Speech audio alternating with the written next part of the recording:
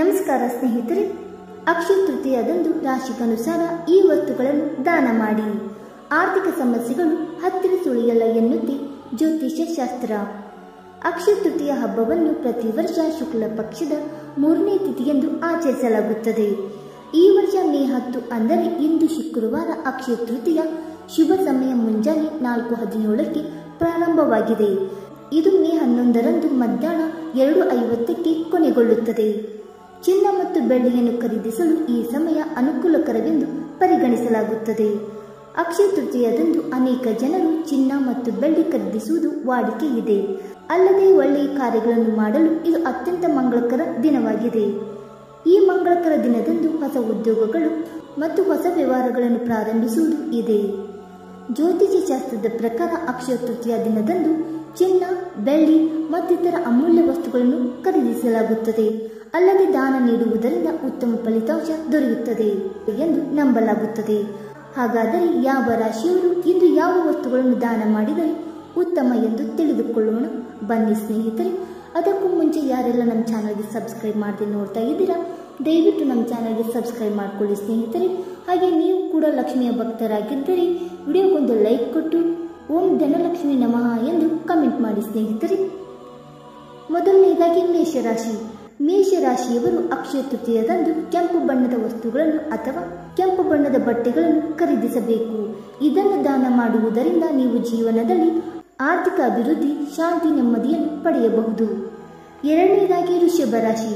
ವೃಷಭ ರಾಶಿಯವರು ಅಕ್ಷಯ ತೃತೀಯದಂದು ಸಣ್ಣ ಧಾನ್ಯಗಳನ್ನು ಅಥವಾ ಅಕ್ಕಿಯನ್ನು ಖರೀದಿಸಬೇಕು.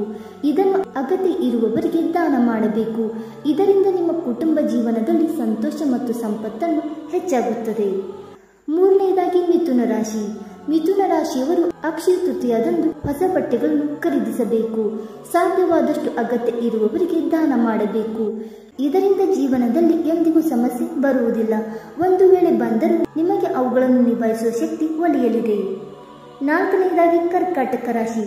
ಕರ್ಕಾಟ ರಾಶಿಯವರಿಗೆ ಅಧಿಪತಿ ಚಂದ್ರನಾಗಿರುವುದರಿಂದ ಕರ್ಕ ರಾಶಿಯವರು ಅಕ್ಷಯ ತೃತೀಯ ದಿನದಂದು ಅಕ್ಕಿ ಅಥವಾ ಹಾಲು ಖರೀದಿಸಬೇಕು. ಇನ್ನಿತರ ಬಿಳಿ ಬಣ್ಣದ ಆಹಾರ ಪದಾರ್ಥಗಳು ಅಥವಾ ಬಟ್ಟೆಗಳನ್ನು ಖರೀದಿ ಮಾಡಿ ದಾನ ಮಾಡುವುದರಿಂದ ವೈಯಕ್ತಿಕ ಜೀವನ ಸುಧಾರಿಸುತ್ತದೆ. ಆದರೆ ನೆನಪಿಡಿ, ದಾನಕ್ಕಾಗಿ ನಿಮ್ಮ ಮನೆಯಲ್ಲಿರುವ ವಸ್ತುಗಳನ್ನು ಬಳಕೆ ಮಾಡಬೇಡಿ. ಐದನೇದಾಗಿ ಸಿಂಹರಾಶಿ. ಸಿಂಹರಾಶಿಯವರು ಸೂರ್ಯನಿಂದ ಆಳಲ್ಪಡುವುದರಿಂದ ಸಿಂಹರಾಶಿಯ ಜನರು ಅಕ್ಷಯ ತೃತೀಯದಂದು ತಾಮ್ರದ ಪಾತ್ರೆಗಳನ್ನು ಅಥವಾ ಕೆಂಪು ಬಣ್ಣದ ವಸ್ತುಗಳನ್ನು ಖರೀದಿಸಬೇಕು. ಇವುಗಳನ್ನು ದಾನ ಮಾಡಬೇಕು. ಇದು ನಿಮಗೆ ಗೊತ್ತಿಲ್ಲದಂತಹ ಉತ್ತಮ ಫಲ ನೀಡುತ್ತದೆ. ಅಪಘಾತ, ಅನಾರೋಗ್ಯದಿಂದ ಈ ಪುಣ್ಯದ ಕಾರ್ಯಗಳು ನಿಮ್ಮನ್ನು ರಕ್ಷಿಸುತ್ತವೆ. ಆರನೆಯದಾಗಿ ಕನ್ಯಾ ರಾಶಿ. ಕನ್ಯಾ ರಾಶಿಯವರು ಅಕ್ಷಯ ತೃತೀಯದಂದು ಬೇಳೆಕಾಳು ಮತ್ತು ಕಾಳುಗಳನ್ನು ಖರೀದಿಸಬೇಕು. ಇದನ್ನು ಅಗತ್ಯ ಇರುವವರಿಗೆ, ನಿರ್ಗತಿಕರಿಗೆ ದಾನವಾಗಿ ನೀಡಬೇಕು. ಹೀಗೆ ಮಾಡಿದರೆ ನಿಮ್ಮ ಜೀವನ ಖಂಡಿತ ಸುಧಾರಿಸುತ್ತದೆ. ಜೀವನದಲ್ಲಿ ಆರ್ಥಿಕ ಸ್ಥಿತಿ ಸುಧಾರಣೆ ಕಾಣಲಿದೆ. ಅದೃಷ್ಟ ನಿಮ್ಮನ್ನು ಹಿಂಬಾಲಿಸಲಿದೆ. ಏಳನೇದಾಗಿ ತುಲಾರಾಶಿ. ತುಲಾರಾಶಿಯವರು ಅಕ್ಷಯ ತೃತೀಯದಂದು ಅಕ್ಕಿ ಅಥವಾ ಸಕ್ಕರೆಯನ್ನು ಖರೀದಿಸಬೇಕು. ಇದನ್ನು ದಾನ ಮಾಡಬೇಕು. ಇದು ನಿಮ್ಮ ಜೀವನವನ್ನು ಸಂತೋಷಪಡಿಸುತ್ತದೆ. ವೈವಾಹಿಕ ಜೀವನದಲ್ಲಿ ಇರುವ ಸಮಸ್ಯೆಗಳು ಇದರಿಂದ ದೂರವಾಗುತ್ತವೆ. ಅಂದುಕೊಂಡ ಕಾರ್ಯಗಳು ಬಹುಬೇಗ ಅಡೆತಡೆಯಿಲ್ಲದೆ ಪೂರ್ಣಗೊಳ್ಳುತ್ತವೆ. ಎಂಟನೇದಾಗಿ ವೃಶ್ಚಿಕ ರಾಶಿ. ವೃಶ್ಚಿಕ ರಾಶಿಯವರು ಅಕ್ಷಯ ತೃತೀಯ ದಿನದಂದು ಬೆಲ್ಲ ಅಥವಾ ಶುದ್ಧ ಕುಡಿಯುವ ನೀರನ್ನು ಖರೀದಿಸಬೇಕು. ಇದನ್ನು ದಾನವಾಗಿ ಅಗತ್ಯ ಇರುವವರಿಗೆ ನೀಡುವುದರಿಂದ ಅಂದುಕೊಂಡದೆಲ್ಲವೂ ನೆರವೇರುತ್ತದೆ. ಹೀಗೆ ಮಾಡುವುದರಿಂದ ಉತ್ತಮ ಫಲಿತಾಂಶ ಸಿಗುತ್ತದೆ. ಒಂಬತ್ತನೇದಾಗಿ ಧನುರಾಶಿ. ಧನುರಾಶಿಯವರಿಗೆ ಗುರು ಅಧಿಪತಿಯಾಗಿರುವುದರಿಂದ ಧನುರಾಶಿಯವರು ಅಕ್ಷಯ ತೃತೀಯ ದಿನದಂದು ಬಾಳೆಹಣ್ಣು ಅಥವಾ ಹಳದಿ ಅಕ್ಕಿಯನ್ನು ಖರೀದಿಸಬೇಕು. ಇದನ್ನು ಅಗತ್ಯ ಇರುವವರಿಗೆ ನೀಡಬೇಕು.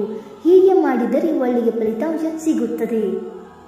ಹತ್ತನೇದಾಗಿ ಮಕರ ರಾಶಿ. ಮಕರ ರಾಶಿಯವರಿಗೆ ಶನಿಯು ಅಧಿಪತಿಯಾಗಿರುವುದರಿಂದ ಮಕರ ರಾಶಿಯವರು ಅಕ್ಷಯ ತೃತೀಯ ದಿನದಂದು ಬೇಳೆಕಾಳುಗಳನ್ನು ಖರೀದಿಸಬೇಕು. ಅದನ್ನು ದೇವಸ್ಥಾನದ ಬಳಿ ಇರುವ ಅಂಗವಿಕಲರಿಗೆ, ಭಿಕ್ಷುಕರಿಗೆ ದಾನವಾಗಿ ನೀಡಬೇಕು. ನೀವು ಇದನ್ನು ಮಾಡುವುದರಿಂದ ದೇವಾನುದೇವತೆಗಳ ಆಶೀರ್ವಾದ ಪಡೆಯುತ್ತೀರಿ.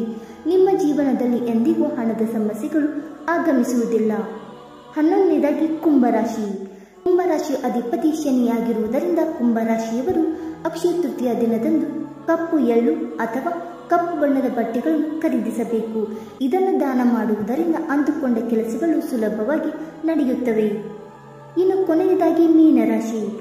ಮೀನರಾಶಿಯ ಅಧಿಪತಿ ಗುರು ಆಗಿರುವುದರಿಂದ ಅಕ್ಷಯ ತೃತೀಯ ದಿನದಂದು ಶುದ್ಧ ತುಪ್ಪ ಖರೀದಿಸುವುದು ಈ ರಾಶಿಯವರಿಗೆ ಉತ್ತಮ ಫಲಿತಾಂಶವನ್ನು ತರುತ್ತದೆ.